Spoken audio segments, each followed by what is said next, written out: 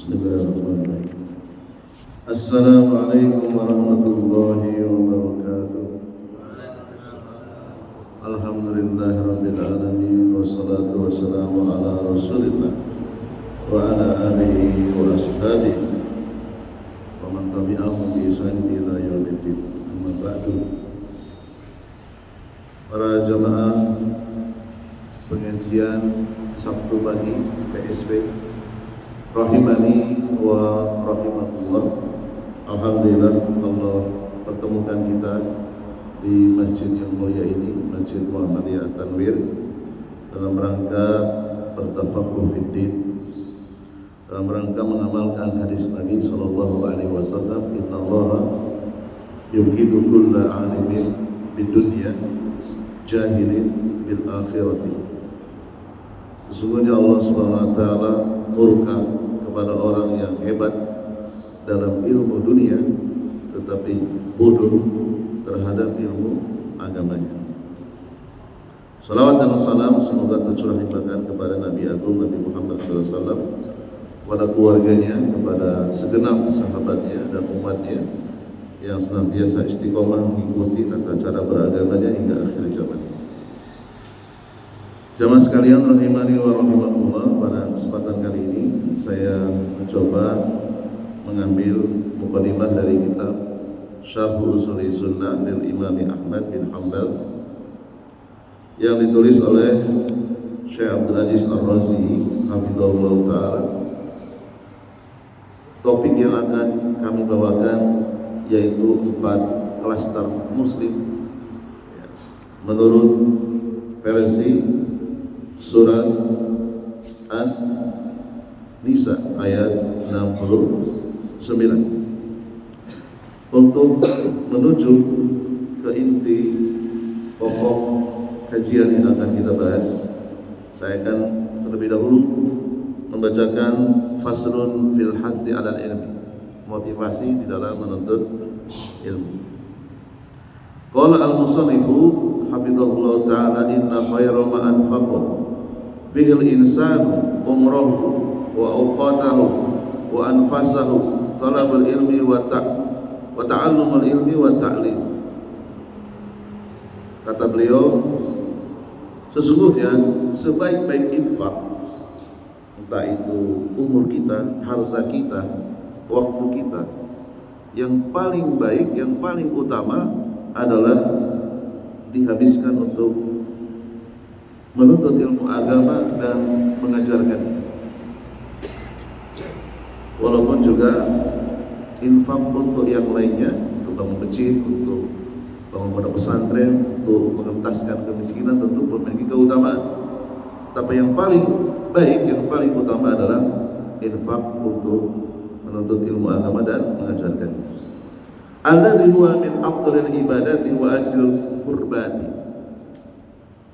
lebih utama dari ibadah-ibadah dan pendekatan diri kepada Allah Subhanahu wa taala. Walladzi qararahu ahlul ilmi annahu afdalu min nawafilil ibadah, bahkan lebih utama dari ibadah-ibadah sunnah. Al-Imam Syafi'i disebutkan dalam kitab Ushulul Ma'mul, mempelajari satu ayat kemudian mentadaburinya itu lebih afdal dari sholat sunnah mutlak 1000 rakaat. Ini kata Al-Imam Asy-Syafi'i. Fata'allumul ilmi wa ta'limu afdalu min nawafilil ibadah, fa idza ta'arudat nafilah min nawafilil ibadah kas-salat was-siyam awil hajj ma'a ta'allumil ilmi wa ta'limi, fa inna ta'allumal ilmi wa ta'limah muqaddam. Seandainya dalam satu waktu kita tidak bisa menjamak ibadah-ibadah sunnah dengan menuntut ilmu atau mengajarkan ilmu agama, kita tidak bisa menggabungkan sholat sunnah, puasa sunnah, haji sunnah dengan menuntut ilmu agama atau mengajarkan ilmu agama, maka kata para ulama, dahulukan menuntut ilmu agama atau mengajarkan ilmu agama. Ya. Apa alasannya? Wa madzaka ila li anna nawafilas salat wasyam waz zakat wal hajj qasara naf'uhu ala sahibihi. Amal ilmu ta'alluman wa ta'liman fa inna naf'ahu mutta'idun. Alasannya puasa sunnah, sholat sunnah, haji sunnah, haji yang kedua dan seterusnya, itu manfaatnya terbatas kepada pelakunya saja. Adapun menuntut ilmu agama dan mengajarkannya, manfaatnya untuk pelakunya dan juga untuk orang lain. Li'anna al-insana idza ta'allama wa tabassara wa tafaqqaha fi syari'atillah raf'ul jahli an nafsihi wa an ghairihi. Karena sesungguhnya orang yang menuntut ilmu agama, dia sedang menghilangkan kebodohan dari dirinya dan juga nanti akan bermanfaat menghilangkan kebodohan yang ada pada orang lain. Li'anna al-asla anna al-insana la ya'lam, karena pada asalnya seluruh manusia itu dalam keadaan bodoh. Allah SWT tegaskan dalam surat An-Nahl ayat 78, wallahu, dan Allah akhrajakum, mengeluarkan kalian, min butuni ummahatikum, dari perut-perut ibu kalian, la ta'lamuna syai'a, dalam keadaan tidak mengetahui apapun, dalam keadaan bodoh. Wa qala subhanahu wa ta'ala li nabiyil karim, dan Allah Subhanahu wa ta'ala mengatakan kepada nabinya, wa wajadaka dhallan fahada, dan Allah mendapati engkau Muhammad dalam keadaan tidak tahu, dalam keadaan belum memiliki ilmu, lalu Allah berikan petunjuk, berikan hidayah, berikan ilmu. Fatuha ayat yang ke-7. Wal aslu fil insani annahu la ya'lam. Pada asalnya manusia itu dalam keadaan bodoh. Tidak ada manusia lahir sudah memiliki ilmu, tidak ada. Ya. Summa yata'allamu wa yatabassaru fayarfa'u al-jahlu an nafsi summa yarfa'u jahla an ghairihi. Setelah dia belajar ilmu agama, maka terangkat, maka hilanglah kebodohan dari dirinya dan kebodohan dari orang lain dengan ia mengajarkannya. Wa bihadza yakunu al-insanu idza ta'allama wa amila summa nasara ilmahu wa sabara 'ala al-adha yakunu minar rabihin. Maka seseorang ketika dia berhasil mempelajari ilmu agamanya, kemudian mempraktekannya, menyebarkannya dan bersabar terhadap segala gangguan, maka ia pasti akan menjadi orang yang sukses. Minar rabihin alladzina istasnahumullahu fi qaulihi subhanahu wa ta'ala. Ia adalah orang-orang yang spesial, yang dikecualikan dari kebanyakan manusia. Allah SWT menyebutkan wal asr, demi waktu, innal insana lafi khusr, sesungguhnya manusia itu sungguh-sungguh benar-benar dalam kerugian, dalam kebangkrutan. Ilal ladzina amanu wa amilus shalihat wa tawassaw bil haqq wa tawassaw bis sabr, kecuali orang-orang yang dikecualikan, orang-orang yang spesial, yaitu orang-orang yang beriman, beramal soleh, berwasiat dalam kebenaran dan kesabaran. Fa aqsama Allah Subhanahu wa ta'ala wa huwa as-sadiqu annal jinnal insani fi khosarati. Allah SWT bersumpah dengan waktu, seluruh manusia itu hidupnya pasti gatot. Apa itu gatot? Gagal total. Kecuali innal insana lafi khusr, kecuali orang-orang yang illa man ittasafa bihadza sifati arba', kecuali orang yang memiliki 4 karakter. Ini orang-orang yang spesial. Illa ladzina amanu, maksudnya adalah wal imanu mabniun 'alal ilmi wal basir. Orang-orang yang beriman dibangun di atas ilmu. Jadi tidak ada ceritanya orang beriman otodidak, tidak ada. Beriman dibangun di atas ilmu agama. Yang kedua, wa amilus sholihat, dia mempraktekkan ilmu yang sudah dia ketahui, mengamalkannya. Sifat yang ketiga, wa tawassaw bil haq, hadhihi da'watu ila Allah wa nasrul ilmi, yaitu mendakwahkan ilmu yang sudah dia dapatkan.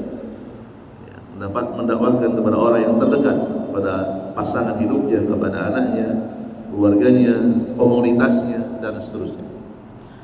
Karakter yang keempat, wa tawassaw bis sabr, dan bersabar terhadap segala gangguan. Haula'i hum ar-rabihun ahlus sa'adah. Inilah orang-orang yang pasti hidupnya sukses. Ahlus sa'adah, orang yang pasti bahagia. As'alullah an yaj'alana minhum. Semoga kita termasuk orang-orang yang Allah jadikan orang-orang yang spesial. Fala budda li talibil ilmi an yastas'ir hadzal amr wa annahu fi ibadah wa alayhi an yukhlisa lillahi fi ibadati. Fa idza kana ta'allumul ilmi wa ta'limuhu min al-ibadatil 'azimah, dan wajib bagi setiap orang yang menuntut ilmu, dia harus merasa yakin bahwa amalannya ini adalah amalan yang sangat mulia, amalan yang sangat agung. Maka dia wajib untuk menjaga keikhlasan, niatnya lurus kepada Allah SWT. Fa'alal ahli ilmi an yukhlisu a'malahum lillah, li'anna al-ibadah la tasihhu wa la takunu nafi'ah wa la maqbulah inda Allah hatta yatahaqqaqa fiha ruknani asasiyani. Dan setiap para penuntut ilmu, kalau kemudian dia menjadi orang yang alim, dia harus menjaga terus niatnya agar amalan-amalannya bermanfaat. Karena sesungguhnya ibadah itu tidaklah dikatakan ibadah kecuali terpenuhi dua asas, dua rukun. Yang pertama adalah ikhlas karena Allah, sehingga ilmunya bermanfaat, diterima di sisi Allah SWT. Yang kedua, mutabaati Rasulullah SAW, mengikuti teladan atau contoh Rasulullah SAW. Dan amalan-amalan yang lainnya, bukan hanya menuntut ilmu atau mengajarkan ilmu, entah itu sholatnya, puasanya, zakatnya, hajinya, bakti kepada kedua orang tuanya, menyambung tali silaturahminya, dan seterusnya. Muradan bihi wajh Allah, yang dia harapkan adalah wajahnya Allah Subhanahu wa taala. Wa an takuna muttabi'an fi dzalika li Rasulillah, dan senantiasa meneladani Rasulullah sallallahu alaihi wasallam. Allah Subhanahu wa taala mengatakan dalam surat Al-Kahfi ayat 110, "Faman kana yarju liqa'a rabbih," dan siapa saja yang berharap berjumpa dengan Allah, falyamal amalan sholihan, maka kerjakanlah amal soleh, wala yusyrik bi ibadatihi rabbi ahada, dan janganlah dia mempersekutukan Allah dengan sesuatu apapun. Wal amalu sholih makana lillah wal amalu alladzi laisa fihi syirkun. Amal soleh adalah amal yang tidak ada di dalamnya satu pun kesyirikan. Makana khalisan lillah. Wa man yuslimu wajhah ila Allah wa huwa muhsin faqad istamsaka bil urwatil wusqa wa ila Allahi aqibatul umur. Orang yang menyerahkan dirinya, orang yang mencari wajah Allah adalah orang yang muhsin, yaitu orang yang berpegang kuat dengan tali yang sangat kokoh. Wal islamul wajhi huwa ikhlasu lillah. Qala subhanahu wa ta'ala, bala man aslama wajhah lillahi fa huwa muhsin falahu ajru inda rabbi wala khaufun alaihim wala hum yahzanun. Orang yang sudah menyerahkan dirinya kepada Allah, hanya mencari wajahnya Allah, maka ia akan mendapatkan pahala yang sangat besar di sisi Tuhannya. Tidak ada rasa takut dan tidak ada kesedihan. Wa sabata fi sahihaini min hadisi Umar ibn al-Khattab radhiyallahu anhu anna Nabiy sallallahu alaihi wasallam qala, disebutkan dalam Sahih Bukhari Muslim dari hadis Umar bin Khattab radhiyallahu anhu bahwasanya Nabi pernah bersabda, innamal a'malu binniyat wa innamal likulli imri'in ma nawa. Sesungguhnya amalan-amalan itu tergantung niat, dan setiap urusan tergantung apa yang dia niatkan. Para ulama mengatakan hadal hadisun nisfuddin. Hadis ini separuh agama Islam. Li'anna dina zahirun wa batinun. Karena agama Islam itu terbagi menjadi dua bagian, zahir dan batin. Wa hadzal hadisu fihi bayanun hukmul batin. Hadis yang mulia ini, innamal a'malu binniyat, ini menjelaskan separuh agama Islam, menjelaskan perkara-perkara yang berkaitan dengan batin. Huwa muqtadu syahadati an la ilaha illallah, dan ini adalah tuntutan dari syahadat yang kita ucapkan setiap sholat, di tasyahud akhir, di tasyahud awal. Wa idza takhallafa halla mahallihi asyirk. Apabila separuh agama Islam ini hilang, berarti sudah diganti kedudukannya dengan asyirku, yaitu kesyirikan, karena niatnya salah. Wadalla alal asli asani ma sabata fi sahihaini min hadis Aisyah radhiyallahu anha.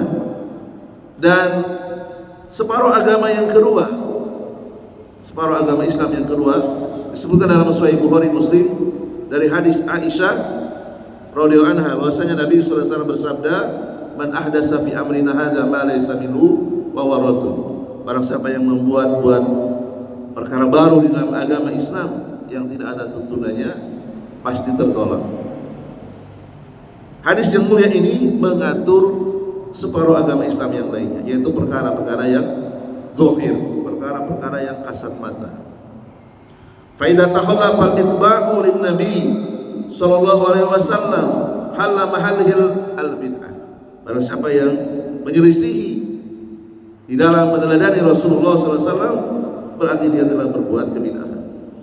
Fala budda lil muslimi an yusahhiha niyyatahu wa yujahida nafsahu fi ikhlasil amali lillah hatta yakuna al-amalu maqbulan wa mubarakan wa nafi'an indallah. Setelah dia berusaha meneladani Rasulullah, kemudian dia terus memperbaiki niatnya, maka amalannya akan diterima, akan diberkahi dan bermanfaat di sisi Allah Subhanahu wa taala. Amma idza dakhala al-amalu asyirka karriya wa khalatahu wa khamarahu fa innal amala yakunu batil.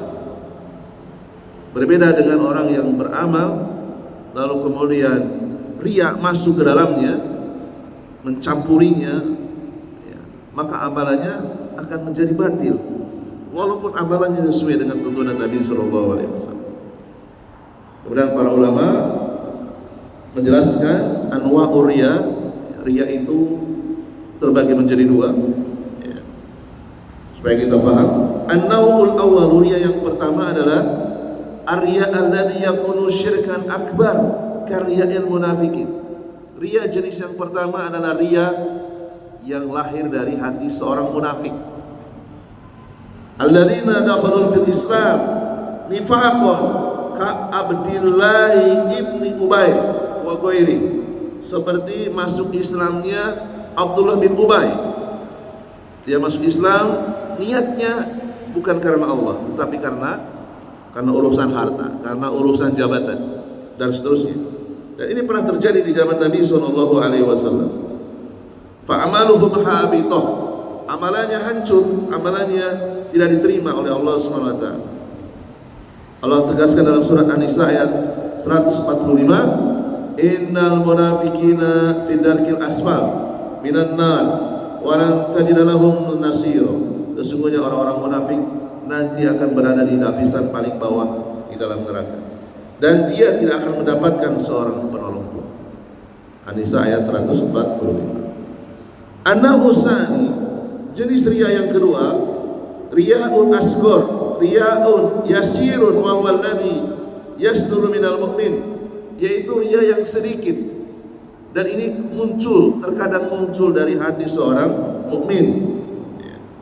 Dia masuk Islam ikhlas karena Allah, tetapi sebagian amalannya walakinahu yura'i fi ba'dil amali, yura'i fi salati aw fi siyami aw fi haji aw fi zakati aw fi ta'allumihi wa ta'limi.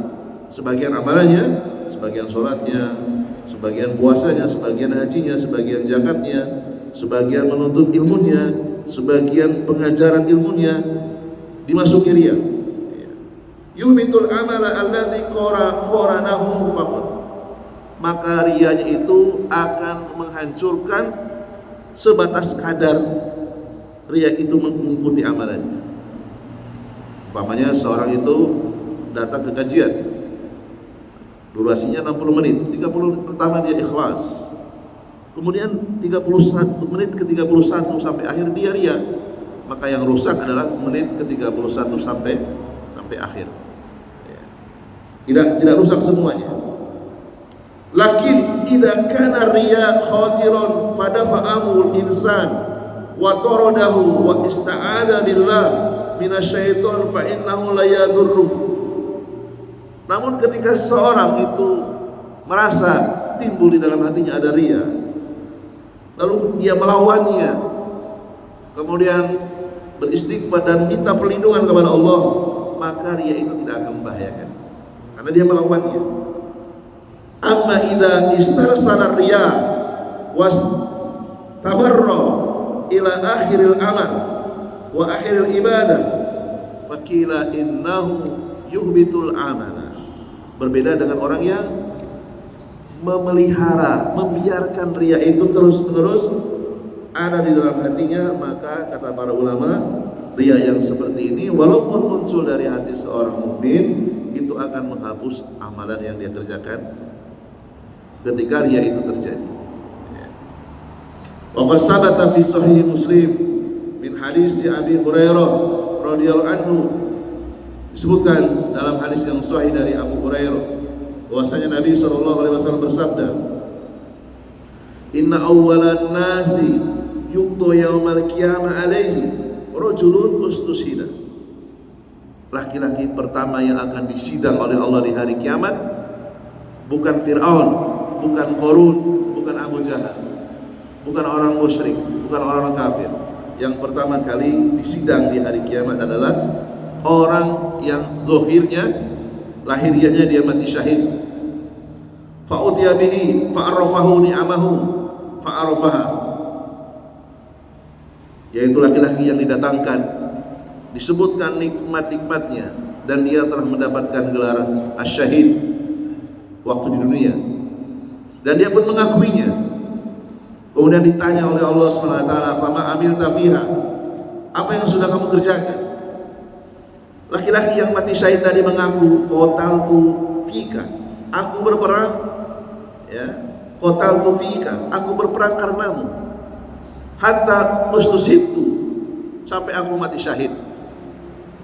Qala, lalu kemudian Allah membantah, kadabta, bohong kamu. Walakinnaka qatalta li an yuqala jarim. Kamu berperang bukan karena, kamu berperang agar disebut asyahid, agar disebut pahlawan, agar disebut pemberani. Faqad qila summa umira bihi fasuhiba ala wajhi hatta ulqiya finnar. Lalu kemudian Allah memerintahkan malaikat untuk menyeret wajahnya dan dilemparkan ke dalam neraka. Bahasa Sundanya dialungkeun, blower gitu ya. Kemudian yang kedua, warajulun ta'allamal ilma wa amilahu wa qara'al Qur'an. Laki-laki yang kedua, orang yang mempelajari ilmu agama, mempelajari Al-Qur'an. Ya. Didatangkan laki-laki tersebut, disebutkan nikmat-nikmatnya, dan dia pun mengakui ya, nikmat-nikmat yang sudah dia dapatkan. Dia sudah mendapatkan gelar ustaz, sudah mendapatkan gelar ulama, sudah mendapatkan qori, ya, bahkan sudah mendapatkan gaji yang sangat tinggi. Lalu kemudian ditanya oleh Allah SWT, "Fama amilta fiha?" Apa yang sudah engkau lakukan? Laki-laki tersebut mengaku, "Ta'allamtul ilma wa 'allamtuhu." Wa qara'tul Qur'an, aku mempelajari ilmu agama dan aku ajarkan karenamu. Aku belajar Al-Quran, aku ajarkan karenamu. Lalu kemudian pun Allah membantah, kadzabta, kamu bohong. Walakinnaka ta'allamtal ilma liyuqala alim, engkau belajar ilmu agama agar disebut Pak Kiai, agar disebut Pak Ustad, agar disebut orang yang alim. Wa qara'tal Qur'an liyuqala huwa qari, engkau mempelajari Al-Quran agar disebut seorang qari. Faqad qila summa umira bihi fasuhiba ala wajhi hatta ulqiya finnar. Laki-laki yang kedua ini pun akhirnya diseret wajahnya, kemudian dilemparkan ke dalam neraka. Wa rajulun wasa'allahu alaihi wa atahu min asnafil mali kulli. Kemudian yang kedua, laki-laki yang diberikan kelancaran rezeki, dia berbisnis apa saja sukses. Bisnis air sukses, bisnis udara sukses, bisnis api sukses, bisnis tanah juga sukses. Jadi bisnis apapun dia diberikan kemudahan, diberikan kesuksesan. Fa'utiya bihi fa'arafahu ni'amahu fa'arafa, disebutkan oleh Allah nikmat-nikmatnya, hartanya disebutkan oleh Allah, nikmat-nikmat yang sudah didapatkan, lalu kemudian dia pun mengakuinya. Kemudian Allah bertanya, "Fama amilta fiha?" Apa yang sudah kau lakukan dengan harta kekayaan yang sudah kau dapatkan? Laki-laki yang ketiga menjawab, "Ma taraktu min sabili tuhibbu an yunfiqa fiha illa anfaqtu fiha laka." Tidaklah aku tinggalkan harta yang aku dapatkan, melainkan aku salurkan di jalan yang engkau cintai. Qala, lalu kemudian Allah pun membantahnya, kadzabta, engkau dusta. Walakinnaka fa'alta liqala huwa jawad. Aku tahu engkau berbisnis apapun dan engkau menginfakkannya agar engkau disebut sebagai orang yang dermawan. Faqad qila summa umira bihi fasuhiba ala wajhi summa ulqiya finnar. Laki-laki yang ketiga ini pun kemudian diseret wajahnya dan dilemparkan ke dalam api neraka. Hadis riwayat Muslim nomor 1905. Fahaulai as-salasah alladhi ja'ala a'malahum wa hiya fi dhahiriha ibadatun 'azimah tanqalibu wabalan 'alaihim. Yang jadi pertanyaan, kenapa tiga laki-laki ini keadaannya justru terbalik? Tidak mendapatkan kedudukan yang tinggi. Jawabannya adalah an-niyatu as-sayyi'ah ar-riya, yaitu karena salah niat, karena riya. Aradu bi a'malihim ghairu wajhillah, ghairu wajhillah. Tiga laki-laki ini beramal bukan karena mencari wajahnya Allah. Wa illa law kanat a'maluhum khalisatan lillah lakanat manjila tuhum aliyatan.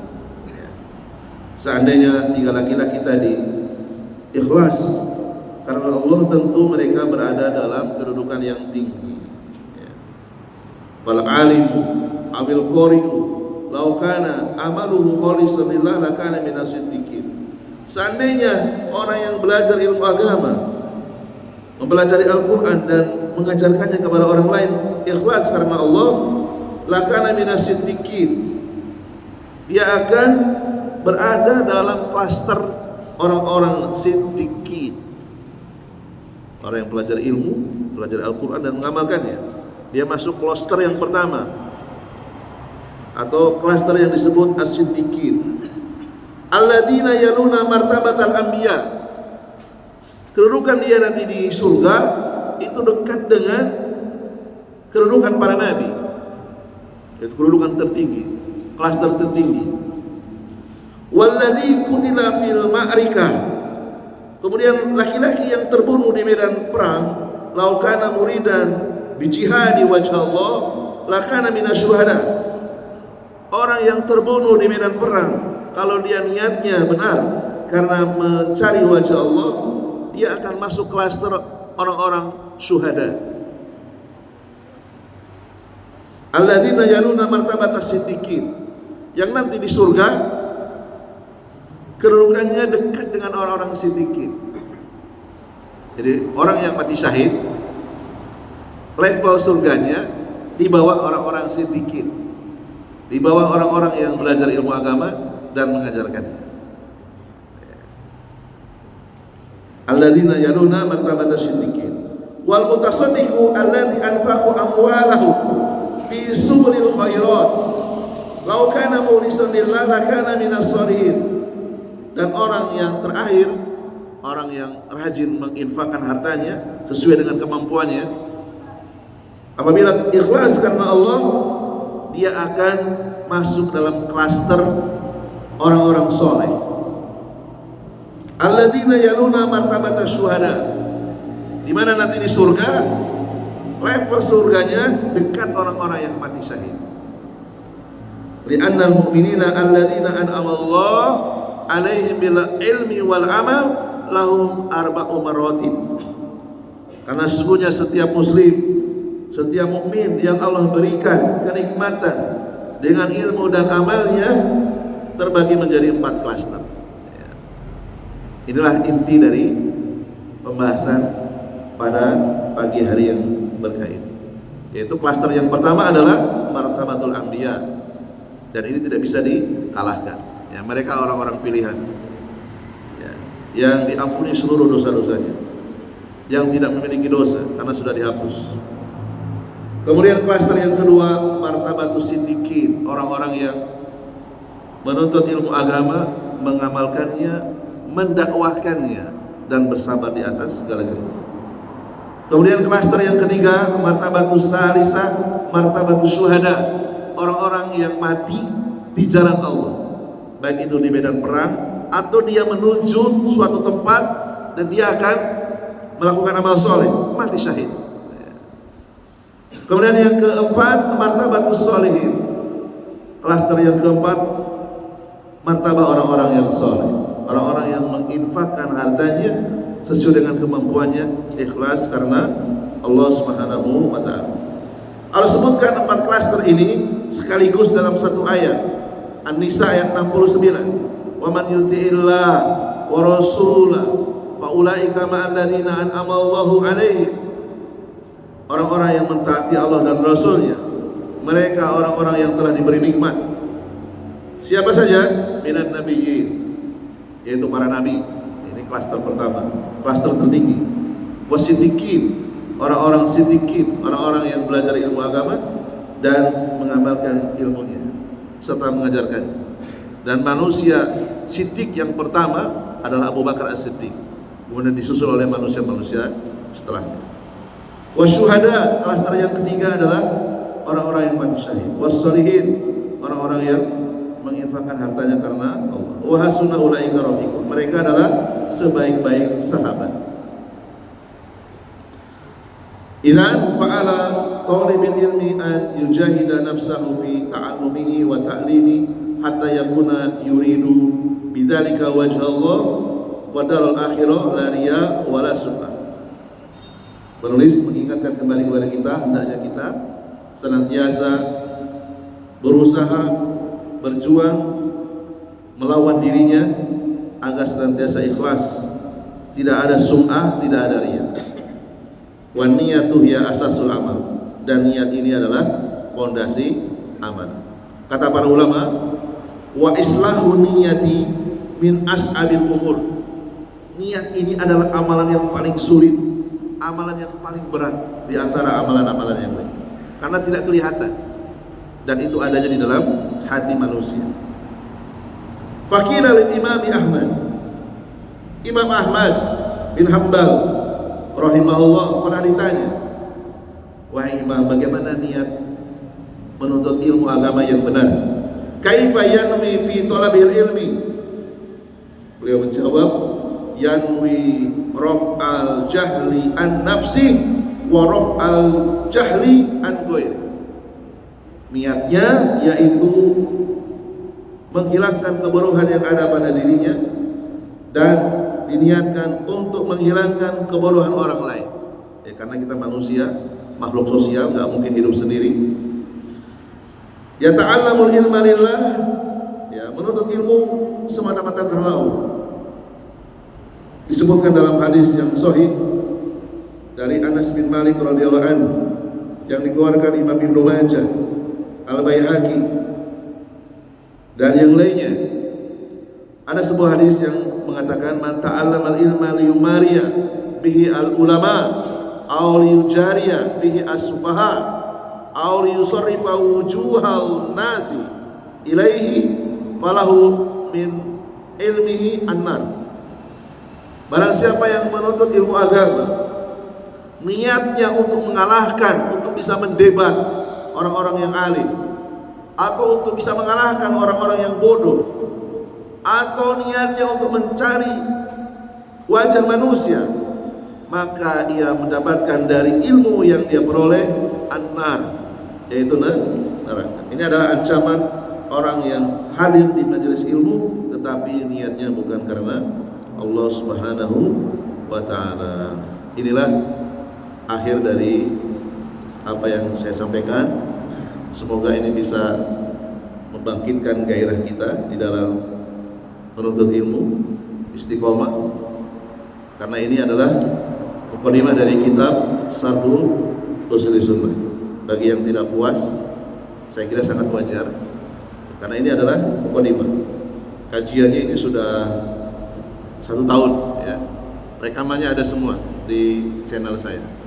Sudah setengah kitab, ya. Ini saya print hanya beberapa lembar saja. Kalau tidak puas, maka sangat wajar, ya, karena yang saya sampaikan ini adalah mukadimah. Demikian apa yang bisa saya sampaikan. Semoga bermanfaat. Nasrul minallahi wa fathun qarib wa basyiril mu'minin. Wassalamualaikum warahmatullahi wabarakatuh. Saya kembalikan ke moderator. Terima kasih banyak Ustaz. Jadi telah menyampaikan materi kita pada pagi hari ini. Kami persilakan